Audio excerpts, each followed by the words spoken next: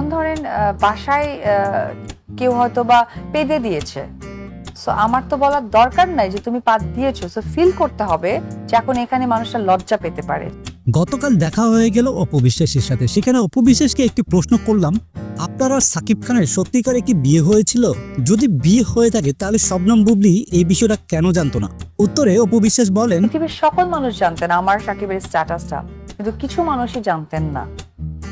হ্যাঁ, তো এই তিন ধরনের মানুষ প্রচন্ড ভয়ঙ্কর, মানে ভূত, কুফুরি কালাম, তারপরে জাদুটোনা, যা আছে একদম বাঘ ভাল্লুক থেকেও খারাপ। এরপর অপু বিশ্বাসকে আরো জিজ্ঞেস করলাম, আপনাদের সাথে নাকি আপনাদের বিয়ের খবরটি হাইড করা হতো? তখন অপু বিশ্বাস বলেন, না না, কিছু জিনিস তো আছে আপনারা জানতেন বা সবাই বুঝতে পারতেন, তাই না? যেমন ধরেন বাসায় কেউ হয়তো বা পেদে দিয়েছে, সো আমার তো বলার দরকার নাই যে তুমি পাত দিয়েছো, সো ফিল করতে হবে যে এখন এখানে মানুষটা লজ্জা পেতে পারে, সো আমি কথাটা না বলি।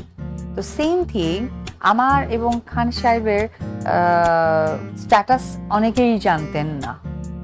এই আর কি বিষয়টা হাস্য। যাই হোক, অপু বিশ্বাসের মুখ থেকে তো আপনারা শুনতেই পেলেন, কিন্তু একটা কথা আমি না বললেই নয়। অপু বিশ্বাস কেন জানি সবসময় বুবলিকেই খোঁচা দেয়। একটা জিনিস আমি কখনোই বুঝতে পারি না, বুবলির দোষটা কোথায়? হ্যাঁ ভিউয়ার্স, এই বিষয়ে আপনারা যদি কোনো কিছু জেনে থাকেন কমেন্ট বক্সে কমেন্ট করে জানাতে ভুলবেন না। চ্যানেলটি সাবস্ক্রাইব করে পাশে বেল বাটনটি অল নোটিফিকেশন করে দিবেন। ধন্যবাদ সবাইকে।